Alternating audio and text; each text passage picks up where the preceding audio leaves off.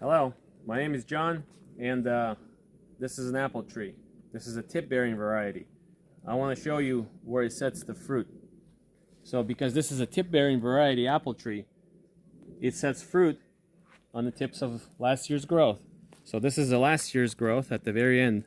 So this little different color, brighter red. Some varieties will have a different color to it, but you can definitely tell it's different from the older wood. It's much brighter. So at the tips of these, it sets a flower. So it typically has 6 of them, 6 flowers, a king flower in the middle, and 5 flowers around the perimeter. This particular one has 4 in the perimeter and 1 king flower. So if you go to this one, next one to it, has 6. So there's 5 there, and 1 in the middle is 6. And then the one in the middle is going to open up first. And then you also have spurs like this. You have spurs.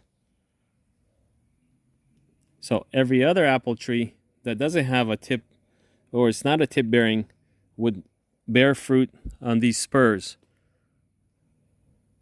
So typically they develop on a minimum of 2-year-old wood and older. And once it develops, it stays on the tree and produces fruit for about 12 years or so.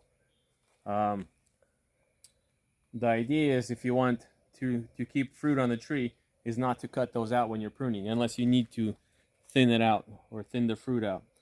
So this will stay in this spot and grow only about 1/4 inch in length or so every year. And there's 6 flowers or 6 potential fruit on each one of these clusters. And because this is a tip bearing, it also has fruits on every tip. The way you tell how old the branch is the last growth that has a nominal bud on it is from last year. And then you go over, to here, you see it changes in different color. That's 2-year-old wood. And then you see all these rings again. That's 3-year-old wood. And from here on, it's 4, and then 5, and so on. So you can tell the age of this branch just by looking at the color differences. Right there. And you just track back. So usually there'll be no spurs. There will be no spurs on the last year's wood that grew out. The last year's branch is going to have no spurs. So 2-year-old wood is already developing a spur. 3-year-old wood has a spur. There was a spur here, but I guess it dried up on the older wood. And then there was a spur there as well. Probably got broken off.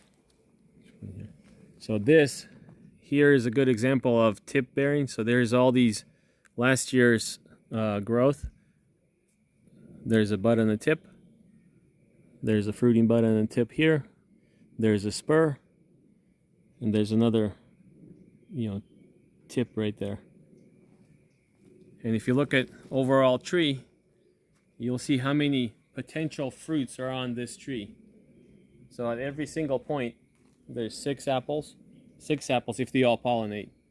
6 apples, 6 apples. So potentially there's a lot of fruit that could develop on this tree, but due to weather conditions like rain and returning frost, all those variables, don't allow every single flower to be pollinated. Then it also needs to be pollinated by pollen, bees, insects, wind, all those need to happen to pollinate the flower, to get it to where it produces a fruit.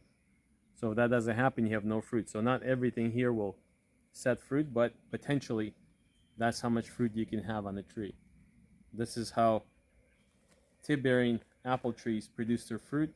And if it's not a tip-bearing apple tree, then it's just going to produce fruit on the spurs of older wood, 2 years and older.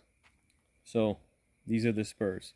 They're typically really short growth, really short branch growth. Right here.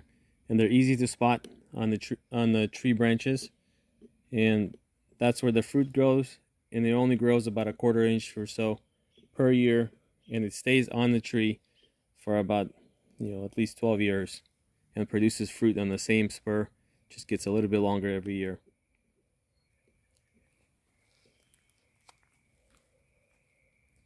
That's how the apples set their fruit on tips and on spurs. My name is John, and I'll see you on the next video.